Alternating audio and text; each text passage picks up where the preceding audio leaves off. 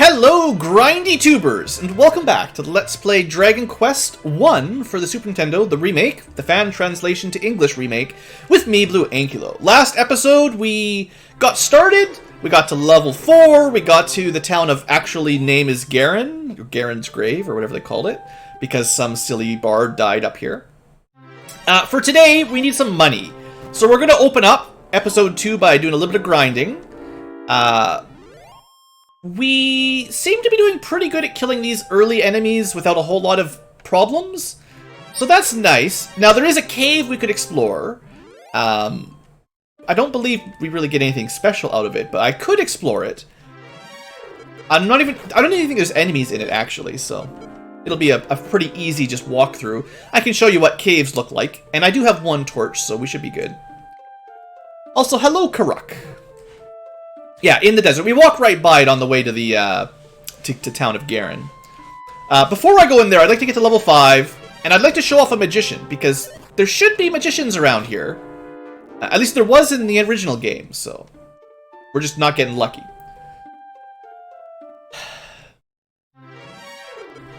To be fair, though, killing ghosts is alright.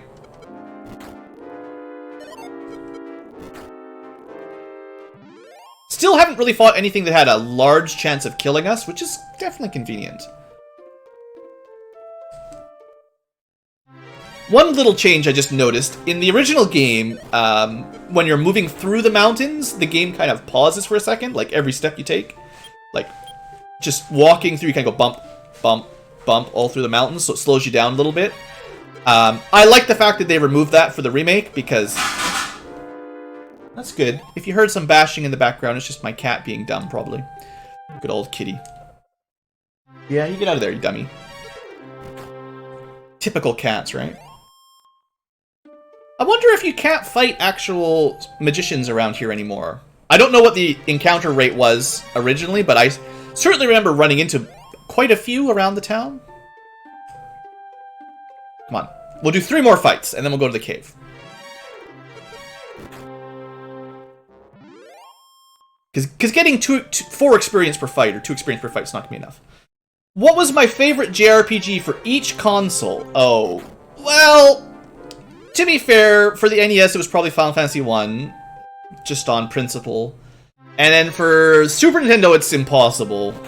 I mean, there's a million good RPGs, JRPGs. I don't know.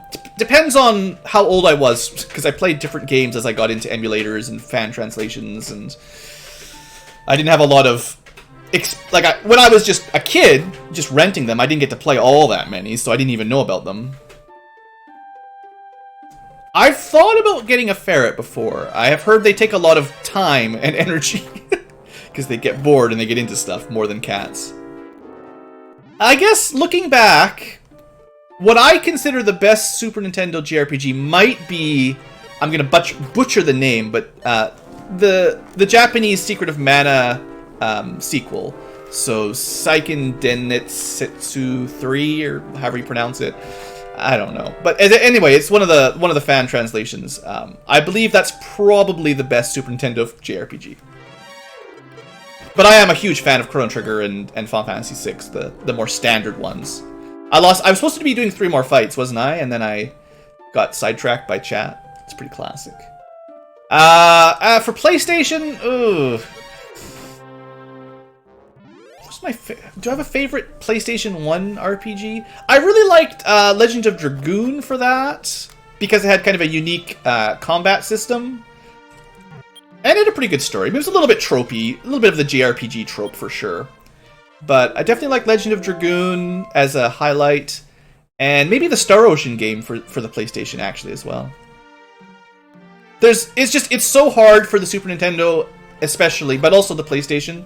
There's just so many amazing JRPGs. Like, Suikoden or Suikoden 2 is amazing as well for the PlayStation 1. So it's really hard to narrow it down. I can give you like a top 10. Alright, let's just go to that cave. I'm just wasting time here now. I didn't find any mages, so maybe I misremembered. We'll go have a look at this little cave. And I'm not terribly worried. We're probably getting fairly close to level 5. Speak of the devil. Here's your ding. A Star Ocean LP. Yeah. I'll probably do the Super Nintendo one, because I've got the patch. I haven't actually ever beaten Star Ocean for the Super Nintendo, but it is also quite good. And I'd like to play through that before I do the PlayStation 1 version. Just so you can see how it evolves. But yeah, I played the PlayStation 1 to death. Like, that was a great game. Alright. The first cave. I keep pressing... This is usually the menu button. The controls are a little bit backwards. Let's go with our one torch. And now you can see, and this is actually a lot better than the NES torch that could just show you one square each direction. We can see like 3 squares, which is considerably improved. Now, professionals will know the route to take through this cave in one pass. I do not remember it. I think you generally try to go to the bottom right, but I might be totally wrong. Oh, that's the staircase. And then it's kind of up and left, and then back around to the top right.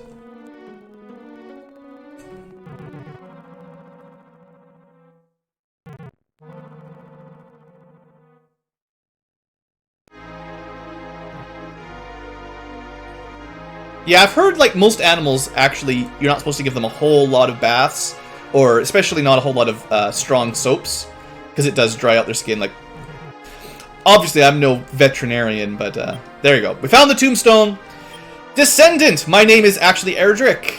3 items were necessary to cross to the Island of Evil, the Dragon Lord's keep, which can be seen from Tantangel.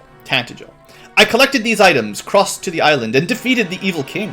I then entrusted those items to the 3 wise men in the kingdom.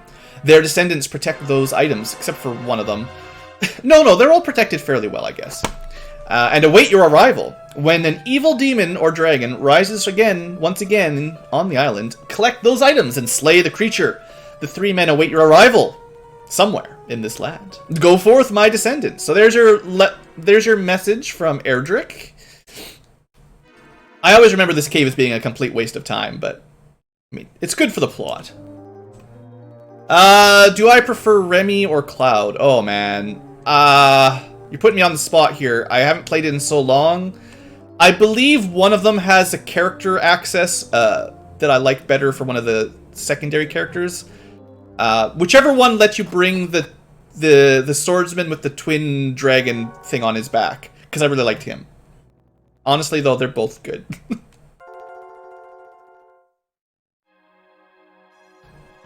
What else we got? Appreciate the Shining Force games. Hey, glad to hear it. Shining Force was another one of my favorites. If I had to pick a favorite RPG from the Sega Genesis, it would have been Shining Force 2. There you go. Perfect. Okay, so we explored the cave. Now, I can tell you for sure that heading south down here across that bridge is a death sentence, so don't do that. That's not the next area. That's like 3 or 4 areas ahead, basically. So if you head down there, you'll probably die. We just got to level up, so we're not going to be getting another... We're not going to get to level 6 soon. I picked up... What spells do I have, anyway? We've got heal and hurt, basically, or heal and fireball. Oh, but I'm almost ready for a copper sword. We'll pick up a copper sword. You can get the dragon guy on both paths. Okay, it might have been someone else I was thinking of then. I know there's definitely some... You know, you can pick one guy and then you block out this other one or 2 other characters. Like, there's a little bit of pathing in terms of your character choice, so... I guess I was kind of a fan of Claude because he's got the story going through his family, and all of the other Star Ocean games is kind of related to all of them, which is kind of cool. Whichever path doesn't use the silly bow guy very much. I'm pretty sure that it was Remy's playthrough that used the bowman guy a whole lot, right? And I didn't like him very much. Think I have enough money? We're gonna find out. Old JRPGs blocking your walk. Alright. Now, we could probably grind all the way up to an Iron Axe right now. I'm not gonna do that. The Copper Sword might enable us to go to the next area. And maybe I should buy some leather clothes. It's not going to take very long. If I'm going to go try to fight scorpions and stuff, I feel like I'm going to want a slightly better armor.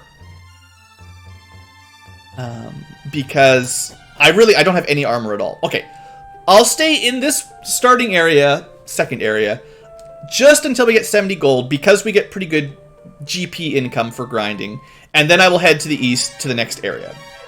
And if we die terribly, then we'll know. But with the copper sword, we should be able to one-shot anything around here, which should go pretty quick. Yeah, I think that's what I was thinking of, Karuk, is once I understood that Claude and the rest were kind of related, like, it was kind of cool. 6 gold a pop. Come on, what am I doing here?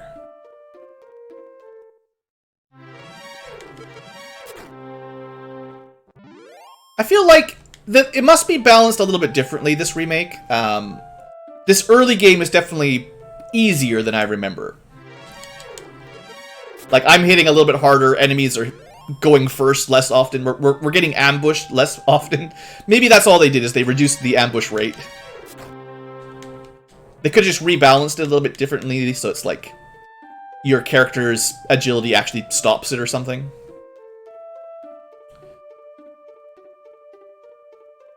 You know, technically... Oops, wrong button. While we're grinding, I can go a little bit faster. I don't like using a ton of fast forwarding while I'm doing recording, but because I'm strictly fighting slimes and ghosts, let's try to get through that before this episode's over. A terrific move, 23 damage. That was oh, there's a meme about that in the speedrunning community. I'm not going to try to say it. It's one of those Japanese anime kind of things.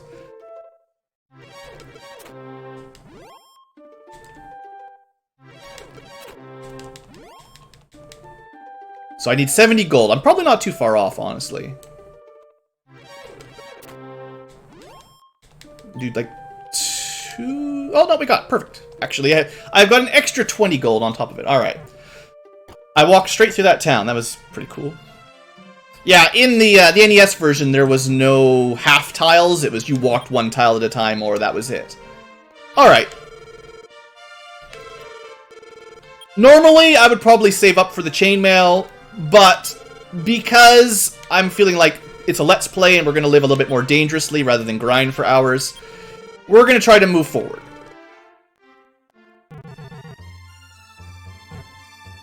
Yeah, I still prefer showing off the fights rather than cutting them out like some Let's Players do. So I would rather use frame skip to speed up the grind than to just cut them all out. Because, you know, I feel like you guys should at least know what's going on. But I still prefer, even more than that, just playing it at normal speed so you get the legitimate experience. But sometimes, some games, especially when you're doing those solo challenges or something in Final Fantasy 1, and Dragon Quest 1, which is very grindy, sometimes you gotta use a little bit of speed up. Alright, so let's head to the next more dangerous... We're definitely gonna find some sorcerers over here, I guarantee it. So if we head south, you can see the little entrance back to Tangential Castle. I don't know if we're actually going to be able to get a world map in this game. I don't think they added that in until further games. But anyway, just to the south is where we started. So now we'll head to the east. And I guess we'll cross our first bridge.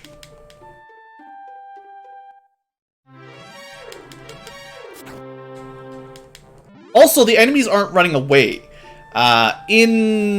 There's the bridge. There's two bridges. No, there's just the one bridge. I thought there was...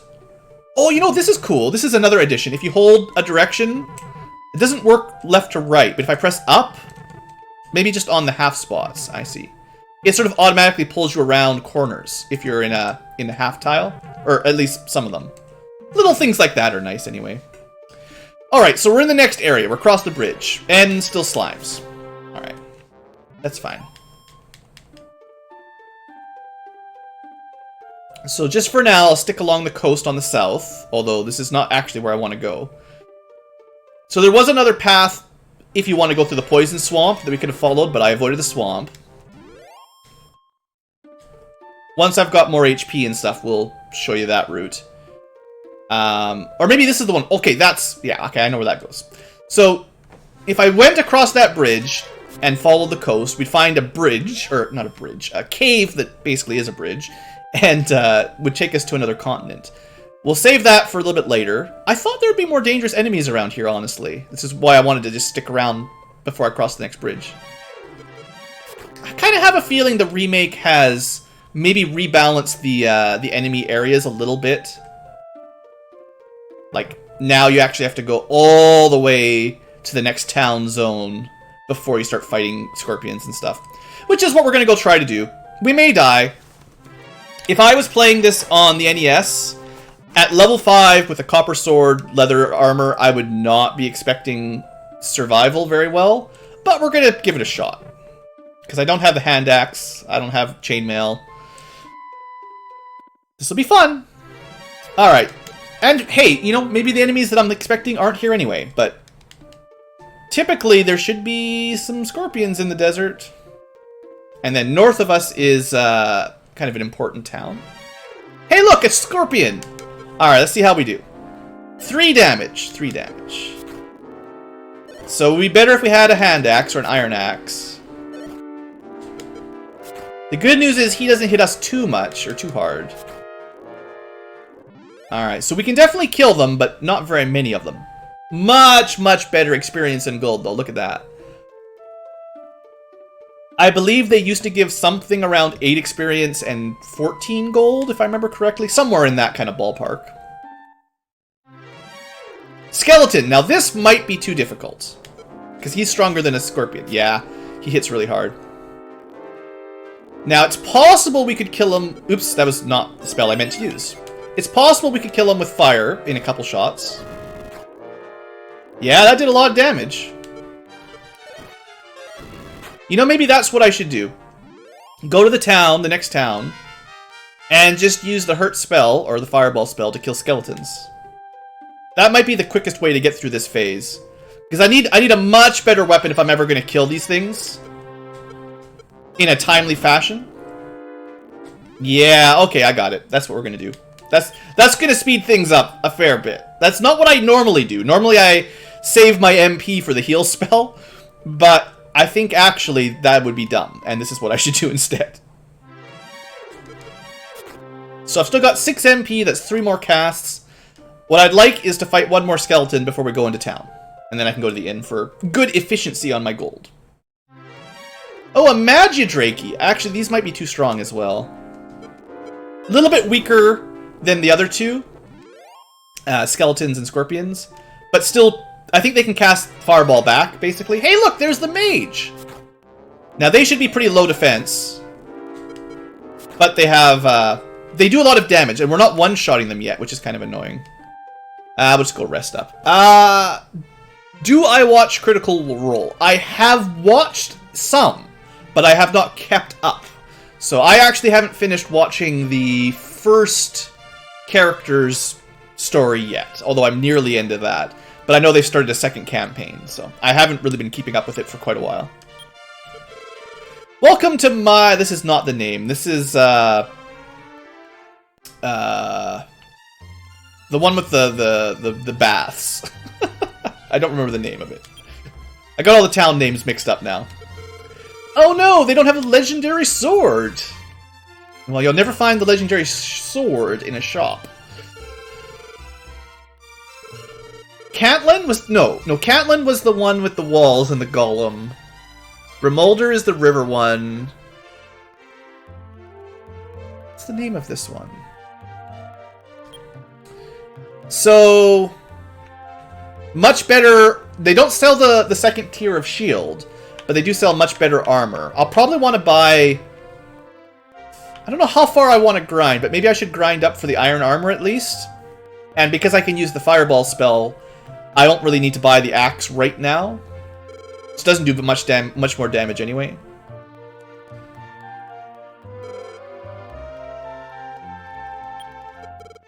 Hey you! Ooh. Soon, when a beautiful woman looks on the face of the hero, she will... You know, remember that girl that was following us around as our girlfriend back in Tangigal Town? I wonder what would happen if you took that girl to the inn. We'll have to try that later. Alright, Remolder sells magic keys, yeah? They've given it away. Oh look, Cleo! That's probably the girlfriend of this town. Husband of Cleo. Skip town to buy some magic keys. Yeah, but like, seriously, every town has locked doors. Someone needs some keys.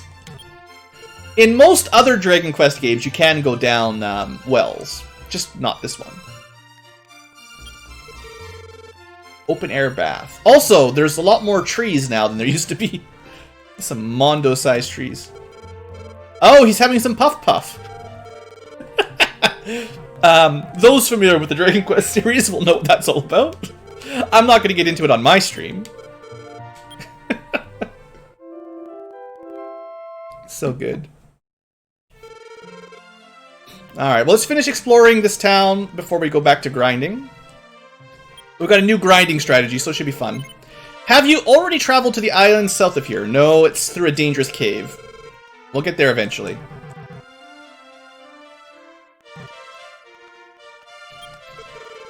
Hey, good looking! Uh-oh. Let's not do that right now. Sounds dangerous. If you need our services, let us know. So glad that they added in Puff Puffs to Dragon Quest 1. Alright, we're gonna walk through the deadly swamp to talk to the old man. You can't defeat the Dragon Lord with that weapon, because you need Erdrick's sword to fight dragons. So remember that story about the old man that left town to find a key? Because all of these houses, like this guy in here is probably starving to death because he's locked in and no one has any keys. Terrible town. I hear that the Golem, a gigantic monster, has a weakness for the sound of a flute. Alright. Well, you don't actually need the flute to kill the Golem, it just makes it a lot easier.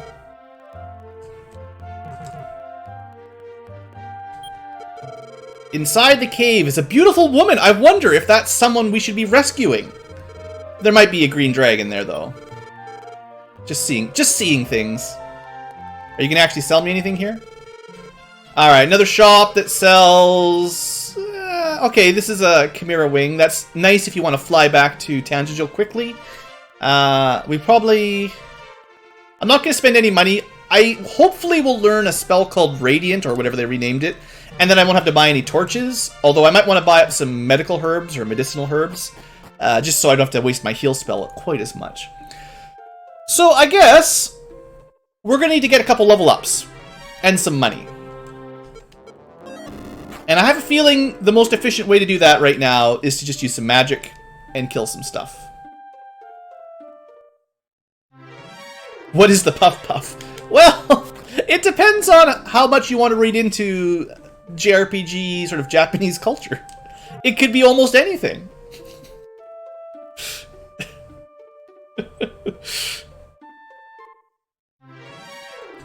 Okay, why are there ghosts? Hey, the ghost took no damage. Crazy. Well, in this game, it's not like it's complicated enough to get too lost. Or it shouldn't be. Oh, look! Another giant scorpion.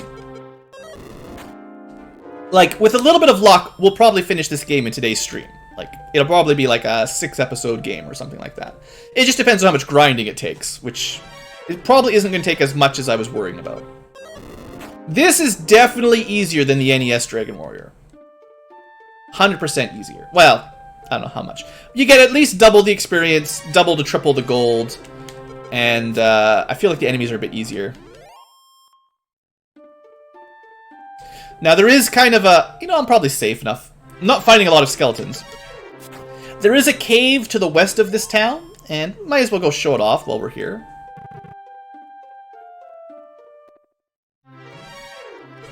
The first game is hard in the sense that it takes a long time to get enough levels.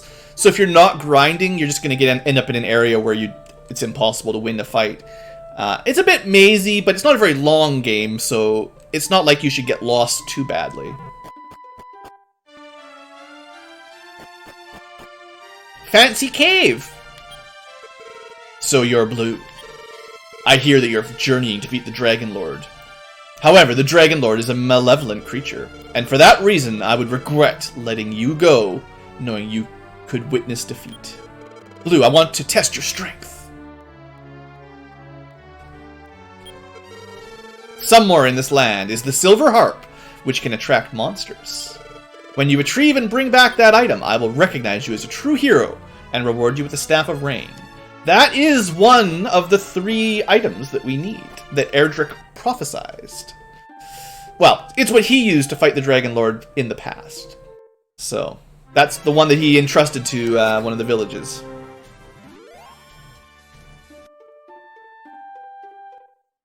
Thanks, Amora. Now people know. Dragon Quest has been playing with what a Puff Puff is, though, since the beginning of days. It's... it could be a variety of things in this universe.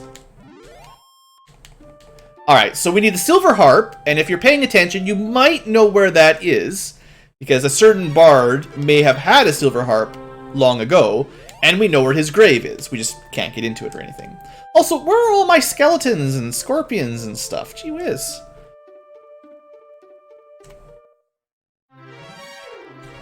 Magidrakies are okay. I guess I don't need to use magic on them. 2 hits is not bad. I'm just going to go to the desert. Desert has the highest encounter rate, probably. And I kind of want to fight scorpions and skeletons anyway. I seem to remember the forest around that town usually had a lot of skeletons. I'm just not finding them. It was definitely a spoony bard, though. I guarantee it. Because all bards are spoony. So I'm thinking... how much grinding am I going to need before I go to the south? It would be nice to have the hand axe. Although, I thought you could buy the broadsword here in the past. Maybe that's the next town. Broadsword should be about 1,000 gold, I think. And a fair upgrade over the hand axe.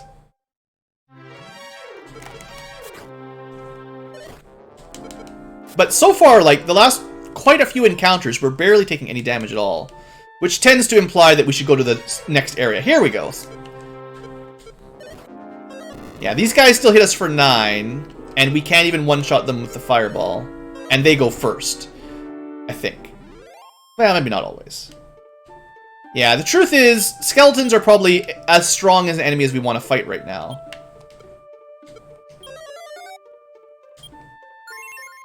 I just wish we could get them to show up more regularly.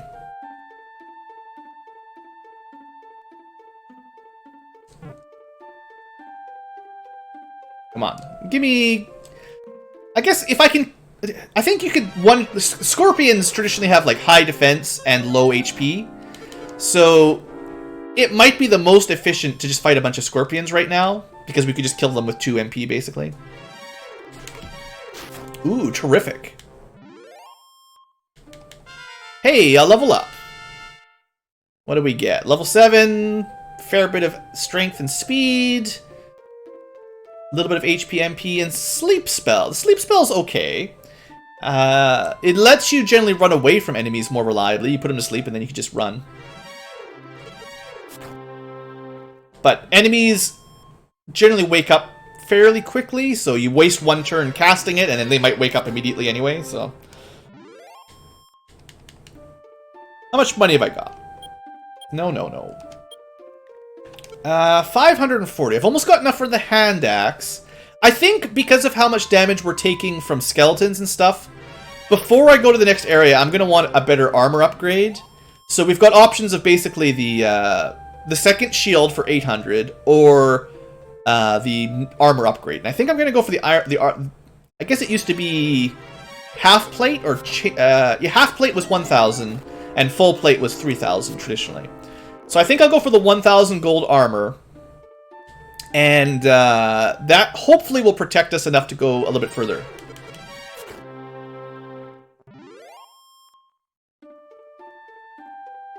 If we go south through the cave, we will get to an area with wolves, warlocks, and eventually goldmen, which do give you a lot of money. Yeah, the goldmen, or gold golem, whatever they're going to call them. It would be pretty cool if we could kill them. I'm not sure. I think we're still a bit weak. I know they hit pretty hard physically, and we don't really have any armor right now, so... I think we're going to have to grind a little bit longer. Also, these guys basically need fire. I mean, I am still using a copper sword as well, so it's not like I've got a lot of options. But I am considering skipping the hand axe and just saving up for the 1,000 gold broadsword, or whatever they're going to call it. Should probably rest up at the inn.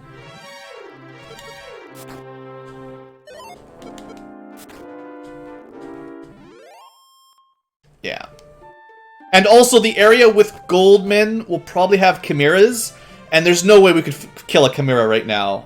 I don't think there's any chance at all.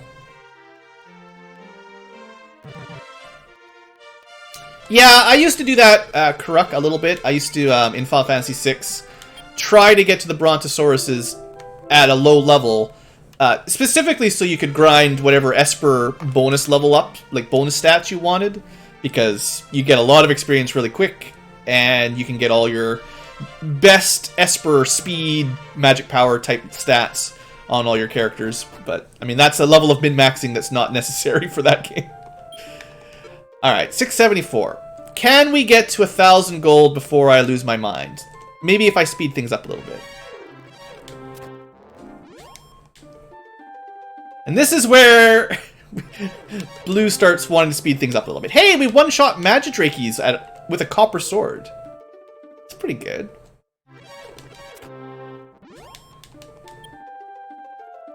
The accessory... Oh, they dropped the economizer or something, right? Even that is overpowered, too. Like, doesn't even... That's one of those things. In a game where you can cast Quick and Osmos, 1 MP spellcasting doesn't really matter. Okay, you know what? I guess it's almost the end of the episode. I think we'll see if we can get to 1,000 gold for episode 2. And then we'll end the episode for episode 3. Yeah, this copper sword is killing a lot of stuff. It's getting a lot of value that normally you'd never get out of a copper sword. I'm just surprised there's no skeletons here. This area, I'm sure, used to have skeletons. I have a feeling the remake made the area near the towns a bit safer. There was no mage. There was no mage next to the town of Garen's Grave, and now there's no skeletons by the town of whatever this is called.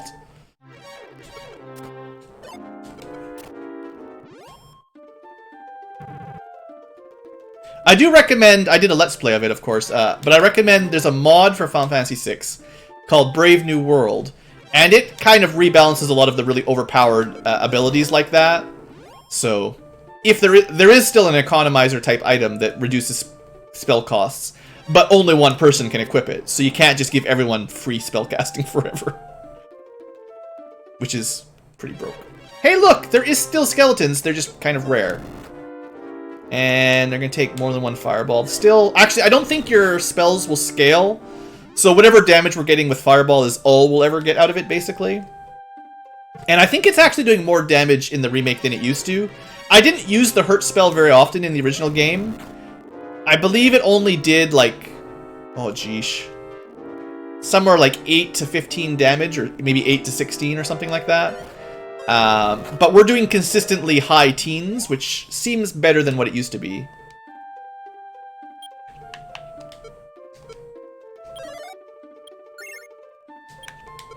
Alright, we got enough money. Yeah, I recommend trying out Brave New World. It makes some parts of Final Fantasy VI way harder. Maybe a little bit too hard in some areas. But overall, I think it's really good. Like, if you're familiar with Final Fantasy VI well enough that you find it easy, and you've played it a few times, then it's definitely something that's worth having a look at, basically.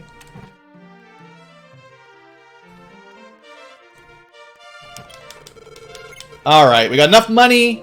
We can get some real armor, finally. We're going to start feeling like an actual Dragon Warrior. I don't know if... We're probably not strong enough to kill an actual dragon, but... So we're going to skip the axe for now because we're using magic, and we're just going to upgrade our armor by quite a lot. So we could also grind up 800 more gold and get a large shield, or whatever they call it. And that would give us a lot more armor as well. But I'm going to try not doing that, because I hope that we've got enough defense that we can now make it to the next town and the next area. Hopefully. I mean... It's not amazing, but I have a feeling skeletons and stuff will be pretty easy now, at the very least. Alright, so those of you watching in the video format, thanks for watching. I hope you have enjoyed. That's 2 episodes down, and the first 2 zones sort of dealt with. Anyway, thanks for watching, and I'll see you next time. Have a great day.